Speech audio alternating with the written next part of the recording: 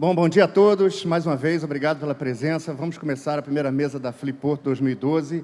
E nessa manhã eu tenho a felicidade imensa de abrir essa primeira mesa aqui nessa cidade querida de Olinda. E eu começo pensando que não é à toa que o sol bate primeiro aqui em Recife, em Pernambuco, antes de ir para o resto do continente americano. Eu tenho a impressão que é aqui que as ideias que surgem e vão iluminar o resto do Brasil.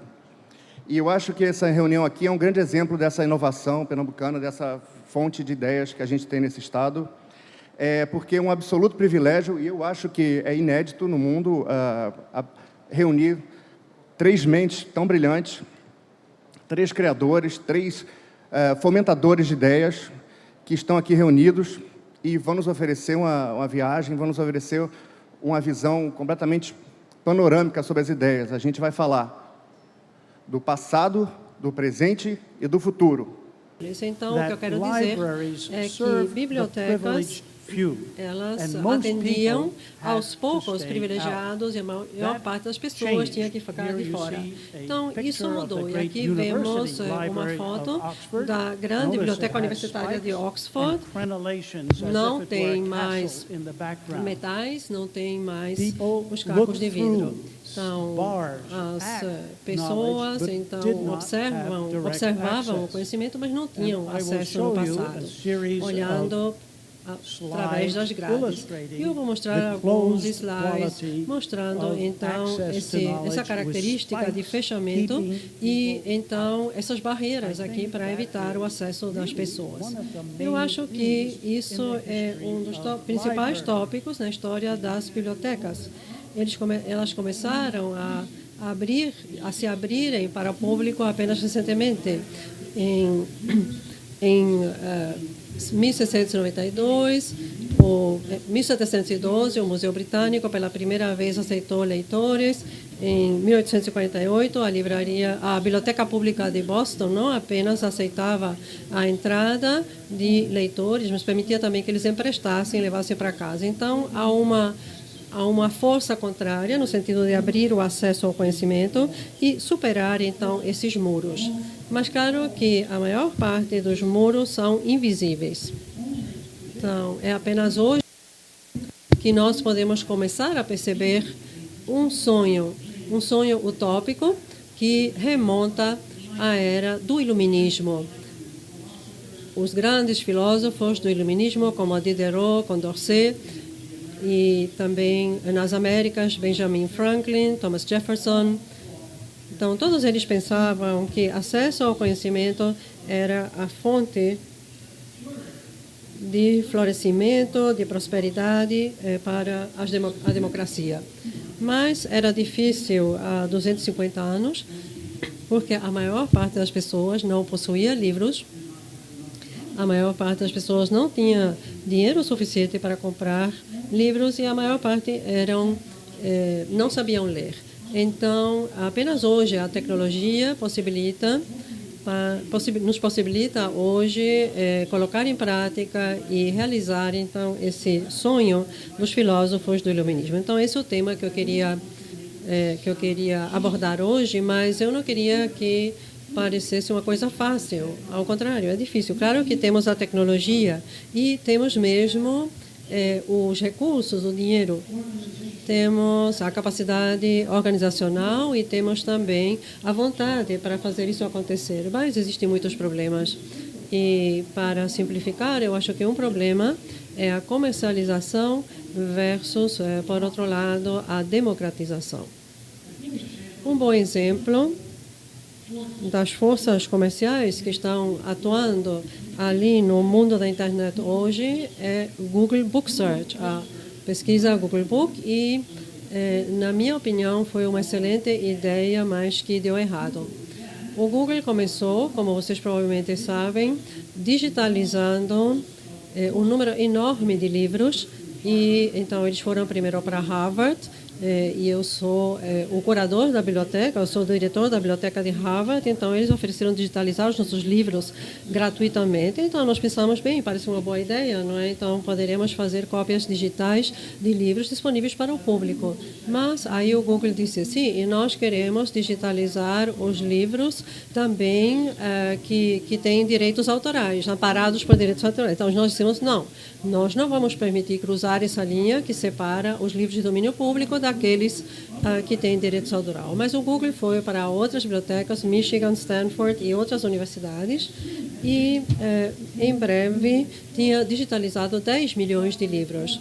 Mas originalmente foi um serviço de pesquisa, não é de busca. A ideia era que você, leitor, pudesse então clicar no engenho de buscas do Google Search e então procurar aonde aparecia uma palavra particular específica em um livro.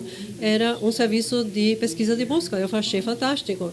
E o Google às vezes também informava onde esse livro estava disponível em uma biblioteca próxima. Mas o Google ele foi processado pela Associação dos Escritores e também por outras importantes associações. E então o Google passou 3 anos e meio negociando secretamente com os donos dos direitos autorais para resolver esse conflito legal. No fim, então, surgiu uma coisa denominada o acordo. O acordo realmente foi um acordo em relação a dividir uma torta. Ao invés do serviço de buscas, o Google criaria uma biblioteca comercial e então eles venderiam acesso a essa biblioteca em forma de assinaturas ou licenciamentos para as pesquisas, para as bibliotecas de pesquisa que tinham fornecido os livros inicialmente. Então, nós, no mundo das bibliotecas, então, estávamos sendo solicitados a comprar o acesso aos livros que nós tínhamos fornecido gratuitamente ao Google e comprá-los por um preço que o Google iria ditar. Então eu pensei, esse preço ele pode escalar fora de controle. Então me pareceu que essa era uma ideia péssima. Os lucros seriam divididos, não é? Ou seja, essa divisão da torta entre o Google, que obteria 35%, e os donos dos direitos autorais, que receberiam 65%. E em relação ao público? O público não foi sequer consultado. Não houve nenhuma agência, nenhuma autoridade governamental para, então, supervisionar esse preço. Então, me parecia que estava sendo criado um monopólio comercial de acesso ao conhecimento. Felizmente, um tribunal de Nova York, em março de 2011, declarou que esse acordo violava as provisões, a legislação antitrust dos Estados Unidos. Então, Google Book Search, esse serviço morreu. Agora, alguns de nós pensamos que poderíamos fazer uma coisa melhor do que o serviço de busca do Google. Então, no 1º de outubro de 2010, eu convidei diretores de fundações importantes, de bibliotecas e cientistas de informática para discutir a possibilidade de criar uma biblioteca digital pública das Américas.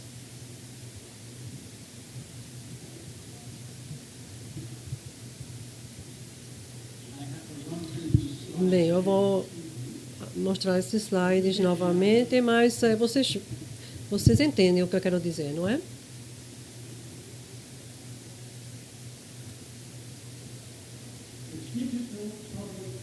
Então, a Biblioteca Pública Digital das Américas, na sigla em inglês, DPLA, a ideia básica era muito simples. Ou seja, os diretores de todas as fundações importantes nos Estados Unidos, então, se juntariam para fornecer os recursos financeiros. As bibliotecas, então, também se reuniriam para fornecer os livros. Então, nós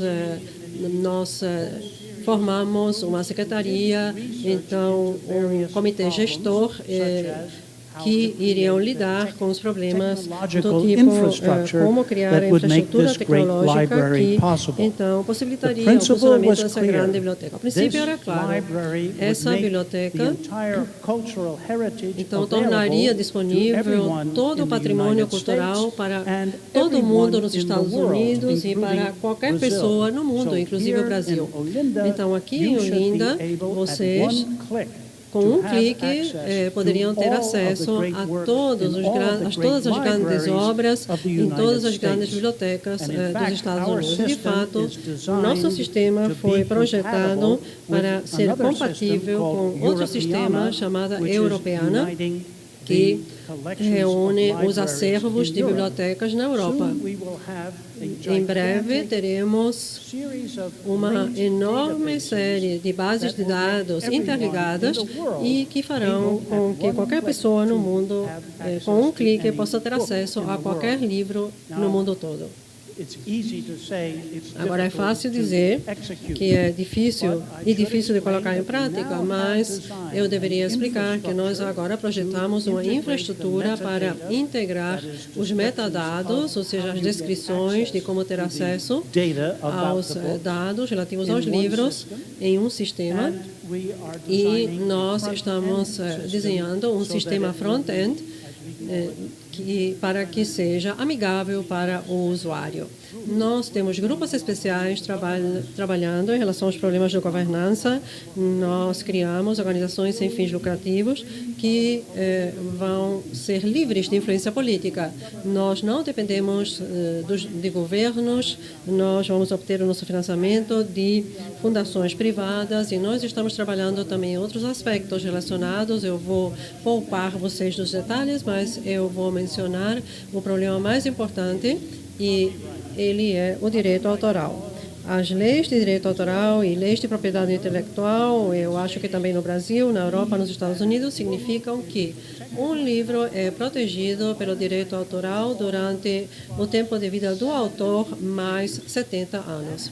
Então, isso significa que a maior parte dos livros publicados no século XX não estão disponíveis para leitura e o acesso aberto. No nosso caso, nos Estados Unidos, nós avaliamos que todos os livros publicados de 1964, então, estão fora do acesso do DPLA, porque ainda estão sob direito autoral. Todos os livros depois de 1943 também. E, conforme estimativas, livros publicados depois de 1983 não poderão ser disponibilizados no acesso aberto. Então, nós temos agora juristas, professores de direito, especialistas que atuam na área de direitos autorais, propriedade intelectual, para encontrar um caminho para modificar a legislação para que o público tenha acesso, sim, aos livros, não livros que estejam atualmente no mercado, mas livros esgotados, que tenham se esgotado há 5, 10, 15 anos. Então, essa é a nossa luta agora, mas eu posso lhes anunciar que brevemente, e isto é, no 18 de abril do próximo ano, ou seja, quase amanhã, a Biblioteca Pública Digital das Américas, então, vai entrar online, vai começar a operar e vai, então, oferecer um grande acervo de livros para todo o mundo. Então, muito obrigado. Ok. Todos, é um grande prazer estar aqui. Eu espero que a tradução simultânea não tenha problema de me traduzir para o português e para o inglês, I really don't know. Então, vamos embora.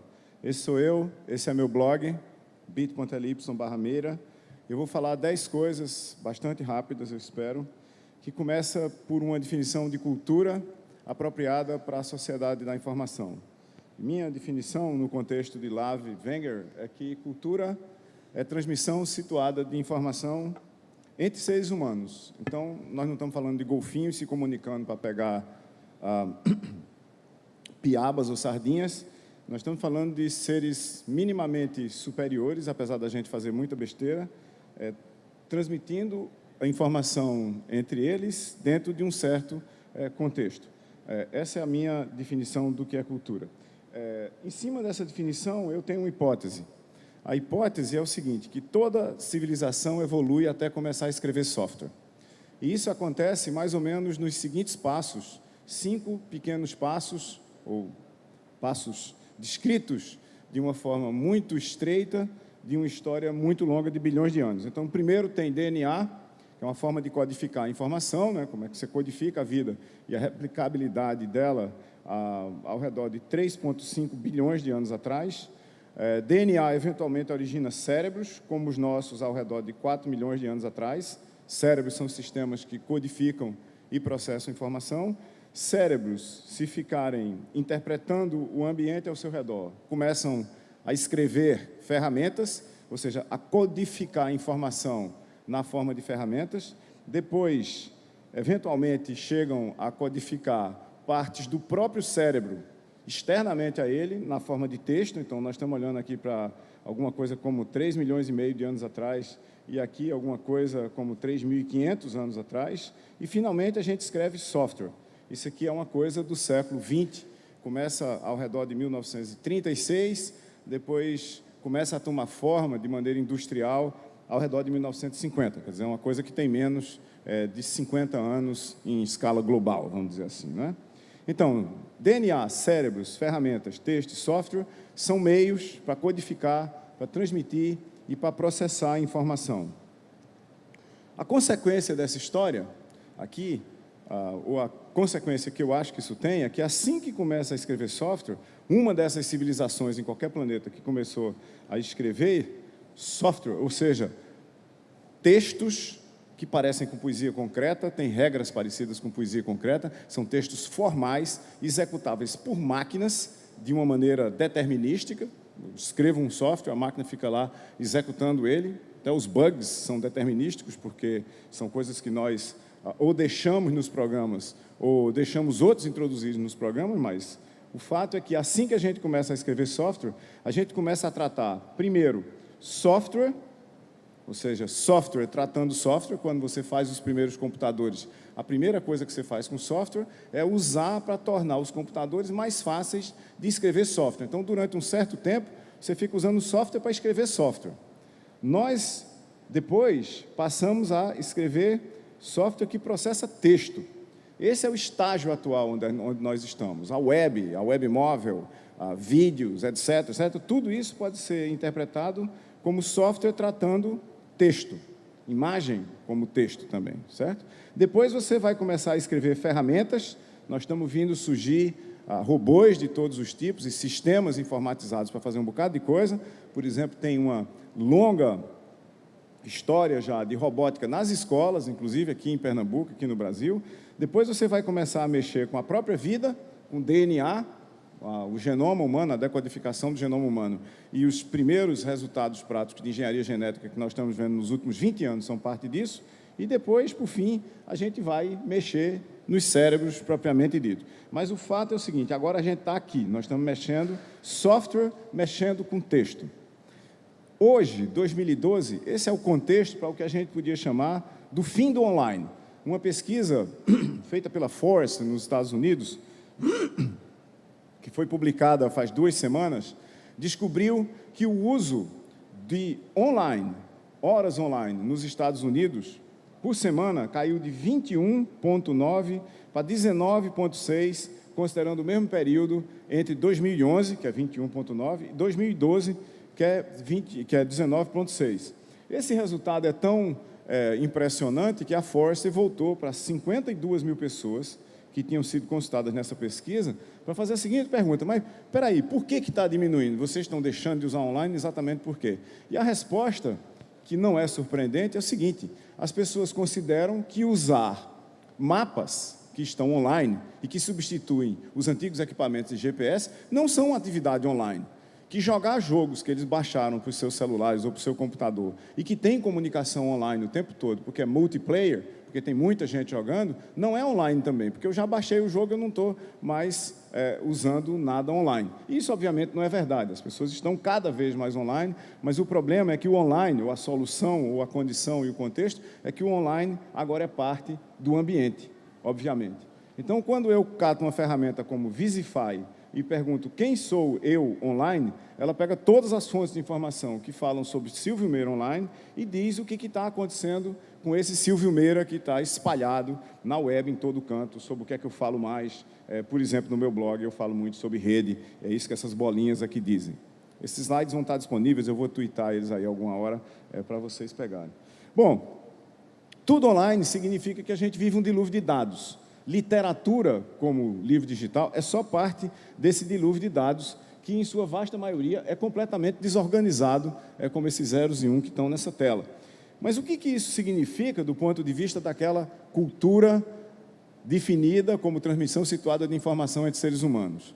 Só em 2011 foram criados 1,8 zettabytes de informação. Isso é quilo, mega, giga, tera, peta, hexa, zeta, 21 zeros, tá certo?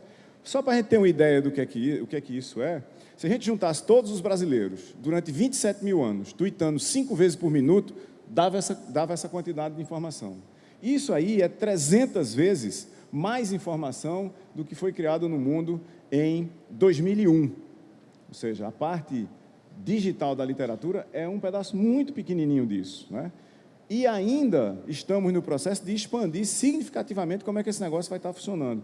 Em 2020, a estimativa é que a gente vai criar 50 vezes mais informação do que a gente criou em 2011, com problemas de todos os tipos. 75% dessa informação vai ser criada por pessoas, mas 80% dessa informação envolve algum tipo de responsabilidade corporativa, por exemplo, dos livros sobre os textos que foram criados por pessoas por causa de lei de copyright e coisa parecida com isso.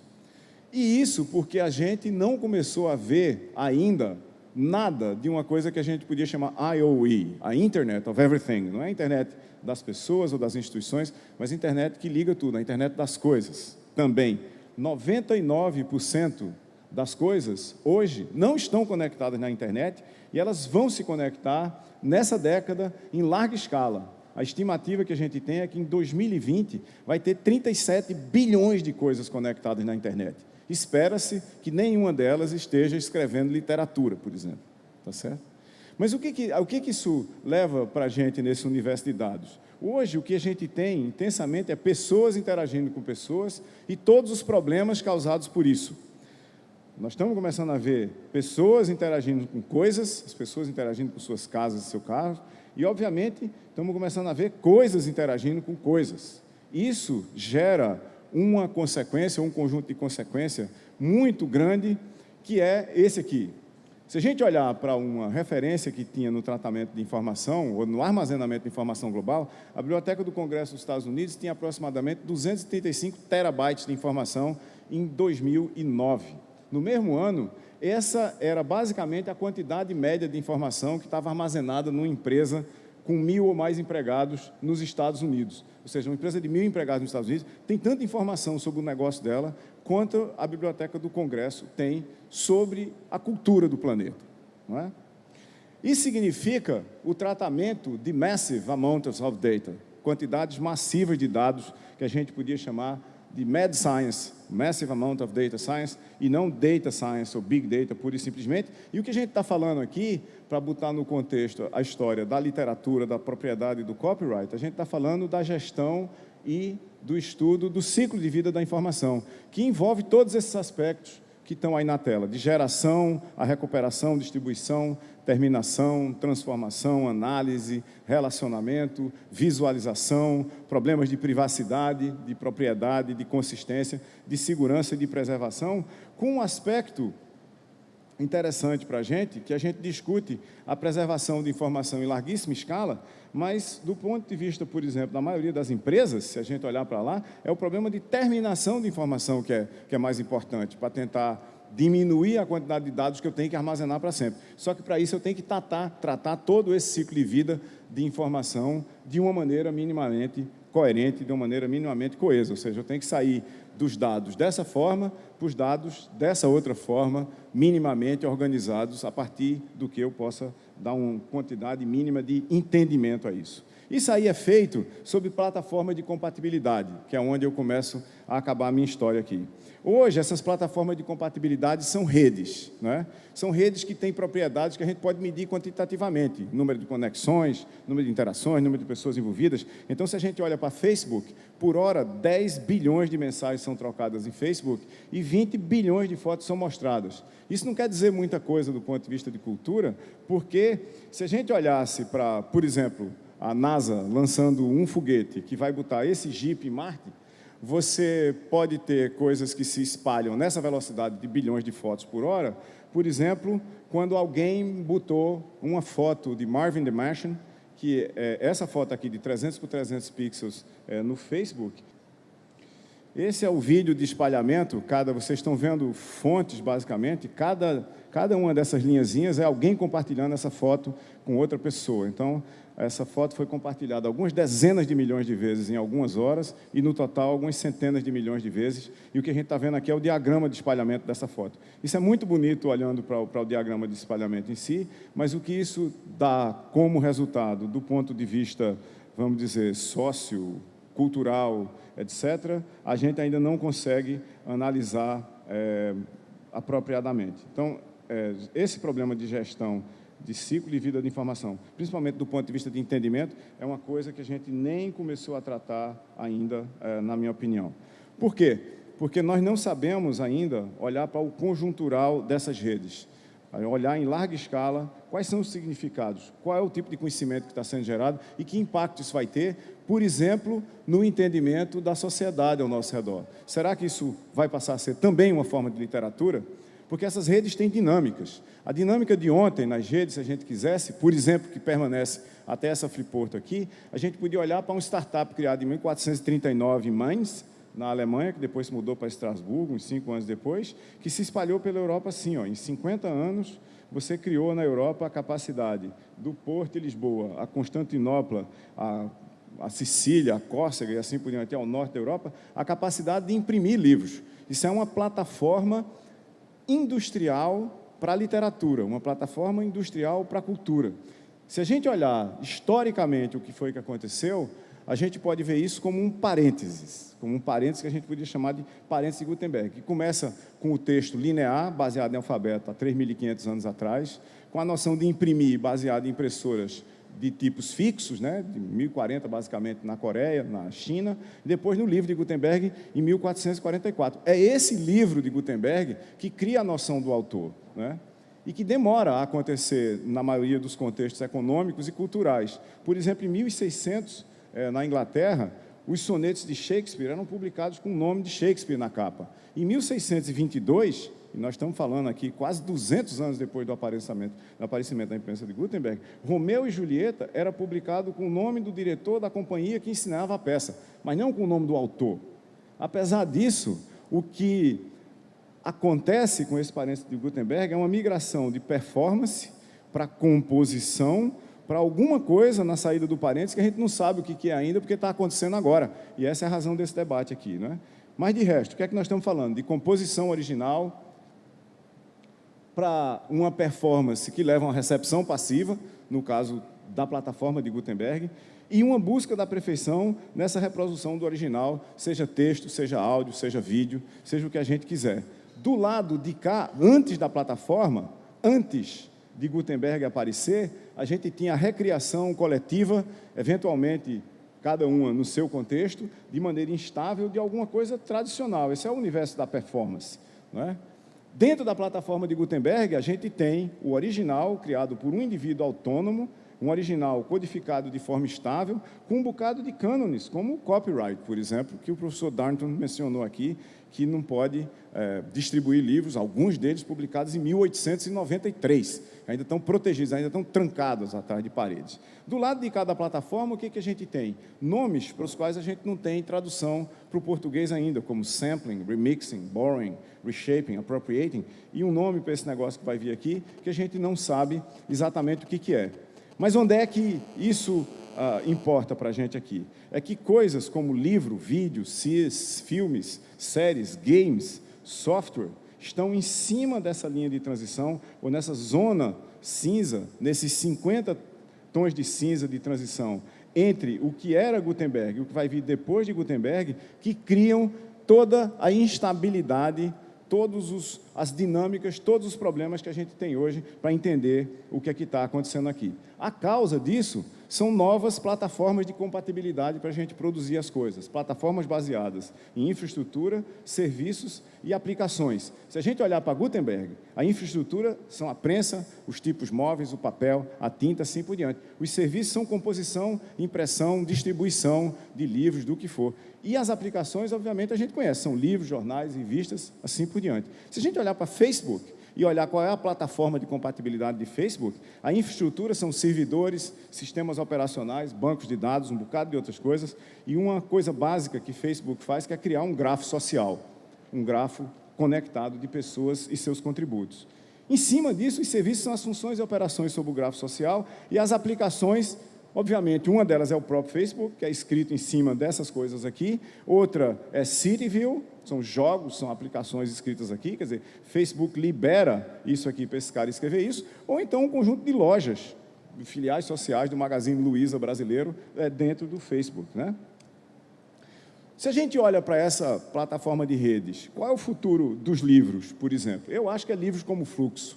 Eu acho que é conteúdo aumentado, compartilhado em rede como serviço. A DPLA é sobre isso, é sobre conteúdo, sobre o qual eventualmente eu posso modificar, eu posso compartilhar o meu aumento que eu faço nesse negócio, seja críticas, seja resumo, seja sei lá o que, sejam correções, em rede e provido como serviço. A gente não vai ter uma cópia da DPLA em casa, tá certo? Livros não são um sistema, apesar de parecerem com um, porque conteúdo, seja ele qual for, depende de quais são as plataformas que a gente bota embaixo para habilitar o conteúdo. Seria impossível distribuir 20 bilhões de fotos por hora pelo correio, o custo seria infinito, não é? É óbvio que se o conteúdo depende da plataforma, propriedade, distribuição, replicação, preservação de informação também dependem. Então não adianta a gente ficar discutindo os predicados do passado sobre o conteúdo com as plataformas do presente e do futuro. Essa discussão, literalmente, ela não tem futuro. Porque mudança tem, na realidade, 6F.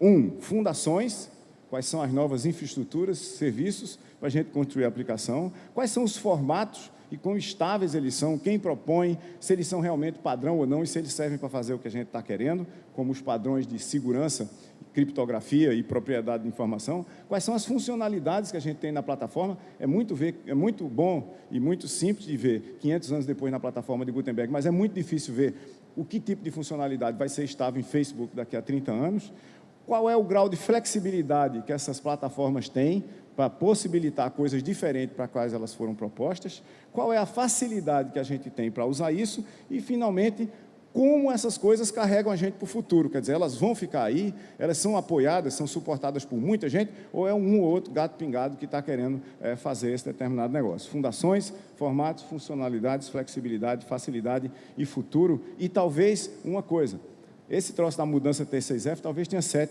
porque a mudança não tem fim. Ela é uma dinâmica, ela não é um destino, ela é um conjunto de caminhos, provavelmente entrelaçados, de várias formas de fazer as coisas.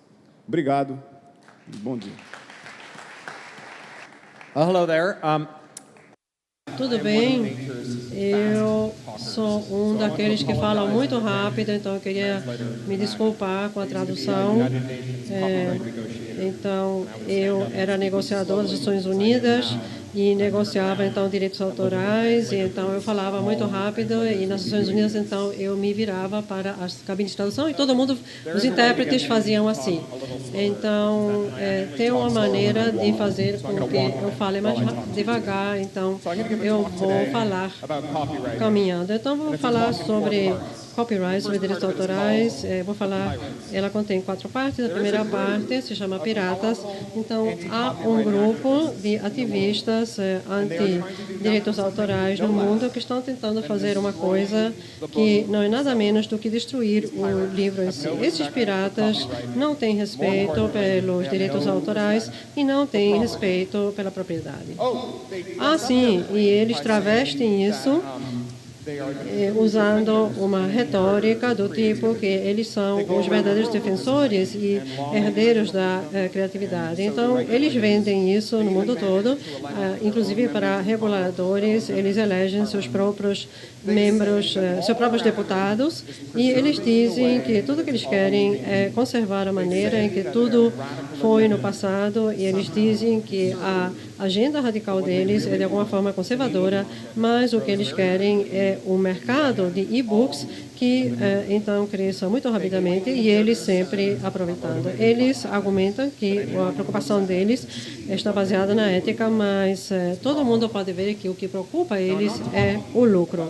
Agora, eu não estou falando daquela garotada que baixa e-livros ou e-books sem pagar por eles. Esses não são os piratas que eu estou me referindo. Os piratas são os editores que chegaram ao mercado de e-books com uma agenda, uma pauta radical de direitos autorais que ameaça os livros que nós conhecemos e que nós lemos. A segunda parte da minha palestra denomina-se o pessoal dos livros, seja vocês e eu. Autores, escritores, leitores, ou seja, todos aqueles que vêm aqui para a sessão de abertura do festival literário, vocês são aquele pessoal dos livros. Então, o pessoal dos livros ama livros. Nós enchemos as nossas casas com livros. Nós gostamos da ideia de passar os nossos livros para os nossos filhos. Nós damos de presente livros para os nossos amigos, insistindo que eles leiam esses livros. Então, nós sentimos uma relação com pessoas que vemos em ônibus ou no avião, lendo aqueles livros que nós amamos. E se alguém tentasse tirar os nossos livros, um governo repressivo, algum censor louco e pudico ou algum assaltante que tivesse, então, entrado nas nossas casas para levar os nossos livros, nós os combateríamos de qualquer forma. E nós conhecemos aquela tribo porque as casas dessa tribo contêm, então, estão cheios de livros, e então eles têm livros até junto do banheiro, não é? Ou dentro do banheiro. Então, os nossos livros somos nós, eles são a nossa memória externa, que contém as influências morais e intelectuais e que fazem de nós aquelas pessoas que somos hoje. E o direito autoral reconhece isso. O direito autoral tem sempre reconhecido essa relação entre leitores e livros. O direito autoral disse que uma vez que você compra um livro, você é proprietário do livro. O livro pertence a você. Então, você pode dar o livro de presente, você pode ficar com o livro, você pode emprestar o livro, você pode herdar o livro, e você pode, então, incluir o livro no seu testamento quando você morrer. Então, essa conexão sagrada entre leitores e livros tem sido salvaguardada. Os livros são mais velhos do que direito autoral, são mais antigos do que editores, são mais antigos do que a impressão gráfica, são mais antigos do que o comércio e até, claro, de discos ou videogames ou DVDs. Mas os ativistas contrários ao direito autoral não têm respeito nenhum pelos nossos direitos como proprietários dos livros. Eles dizem que quando você compra um e-book ou um audiolivro digital, então você passa de ser um proprietário para apenas alguém que adquiriu essa licença, e então você se torna de um leitor, você se torna apenas um usuário. Então, esses ladrões entregam os nossos livros digitais e audiolivros, eles entregam empacotados em acordos de licenciamento e tecnologias proprietárias. Eles têm licença sobre esses livros que envolvem milhares de livros. Se você compra um iPhone e você o compra para fazer o login para a App Store para baixar um e-book, então você concorda com um acordo de licenciamento de 26 mil livros. Então, isso é incrível. Agora, o pressuposto de licenciamento para um livro esqueça tudo sobre direitos autorais. Esqueça a lei que foi aprovada pelo Parlamento, pelo Congresso. Daqui para frente, nós fazemos as regras. Então, essas licenças estão cheias de cláusulas que não podem ser aplicadas, e ou seja, com cláusulas tais como no caso de que esta licença seja inválida, quer dizer, aquilo que você pagou permanece em vigor. Ou seja, traduzindo isso, direitos autorais é uma besteira. As palavras impressas aqui não têm nenhuma relação com os direitos autorais. Então, nós fizemos aqui uma lista abusiva para cobrar dinheiro de você, usuário, e nem nos preocupamos com colocar isso num marco que possa, de alguma forma, ser aprovado por um juiz. Mas, quer dizer, qualquer um que diz que o DRM pode evitar que os livros sejam copiados, então eu digo, cuidado com o digitador. Então, temos mais pessoas hoje que são capazes de ler o que é exibido em um livro ou ouvir um audiolivro. O DRM é letra morta e, ao invés de evitar as cópias, torna ilegal, né, o uso da leitura ou a leitura de livros daqueles que compraram. Se, por exemplo, a Amazon tivesse um acordo com a IKEA para ser um fornecedor exclusivo de cadeiras ou estantes que fossem capazes de ler e lâmpadas para seus livros, e se eles argumentassem que eles processariam qualquer um que, então, fabricasse uma cadeira, um estante ou uma lâmpada que funcionasse com seus livros, então nós iríamos rir, simplesmente dar risada. Mas, hoje em dia, essa é a situação. Hoje em dia, não existe um mercado brasileiro que venda livros sem o DRM. O meu editor acaba de publicar um livro que ele queria vender no Brasil sem DRM e nenhuma única empresa de e-books, comercialização de e-books, então estava disposto a fazer, não utilizar o DRM. Então, esse não é o nosso interesse, assim como também não é o interesse de leitores, autores, escritores. E então eu parabenizo o Marco Civil, não é, para então, ironicamente, que está sendo atacado, ironicamente, em nome de defender o direito autoral. E a parte 3 da minha palestra é denominada Salvando o Livro. Depois de anos e anos de escrever e pensar sobre livros, eu tenho chegado a uma percepção muito simples. E é a seguinte: eu amo livros. Eu não apenas gosto de ler livros, possuir livros, eu amo a ideia, a noção do livro, eu tenho uma ligação sentimental, uma ligação afetiva com a ideia dos livros. Se você é um estudante e quer virar um diretor de filmes, um cineasta, então você filma simplesmente uma pilha de livros sendo incendiada, e então isso vai mostrar o seu objetivo através daquele filme, que é mostrar que a sociedade está em declínio. E então, se você quer tornar uma personagem simpático, então fale que ele adora livros.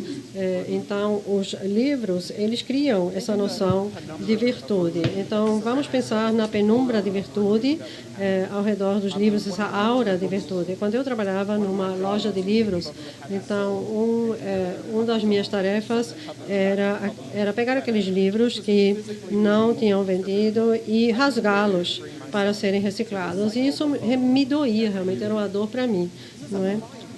Então, ou seja, vender um produto tão precioso e tão caro e destruí-lo depois é tão perturbador como a ideia de estar comendo um cão. Então, os editores pagam a consultores milhões de dólares para desenvolver experiências de e-book e para recriar a experiência de ser proprietário de um livro. Então, eles colocam animações de virada de páginas ou gráficos, então, na tela, em forma de livro, mas a parte mais importante da experiência de possuir um livro é possuir o livro, sabendo que seus filhos podem herdá-lo, sabendo que você pode emprestá-lo, sabendo também que as revistas que você assina ainda vão ser suas, mesmo que você pare de assiná-las. Talvez você não saiba, mas a maior parte das editoras, quando elas vendem então revistas ou jornais para bibliotecas, então que o direito a essas revistas e jornais assinados, então que esse decai com a terminação do contrato. Então, eles tentam convencer os leitores de que não tem nada a ver tratar livros como propriedade. Eles nos dizem que não devemos nos ligar emocionalmente a eles, que eles podem ser revogados em qualquer momento. E o pior é que eles possivelmente poderão ter sucesso. A última parte tem o título Respeitar o Direito Autoral. Se você quer recriar toda a experiência de livros, então, enchendo aquilo que faz as pessoas comprarem livros, enchendo as paredes com livros. Então, precisamos restaurar a propriedade. Se eu compro um livro, então esse livro é meu. Não há nenhum mecanismo, nem mesmo diante da sentença de um tribunal, onde um distribuidor, conforme a qual um distribuidor pode, então, retomar um livro uma vez que vendeu para mim. Mas hoje temos Amazon com o Kindle, não é? E onde livros podem ser revogados. Cópias, por exemplo, exemplares do livro de Orwell, de 1984, foi retomado pela Amazon, porque a pessoa que tinha colocado esse livro no mercado da Amazon, então não tinha aparentemente o direito. Então a Amazon simplesmente apagou esse livro de Orwell dos dispositivos, então, dos leitores.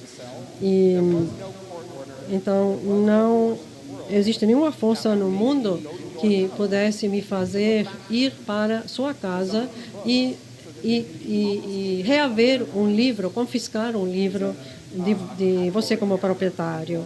Então, isso é um erro tecnológico muito grande, é um convite para encontrar maneiras de como, então, confiscar livros de seus donos.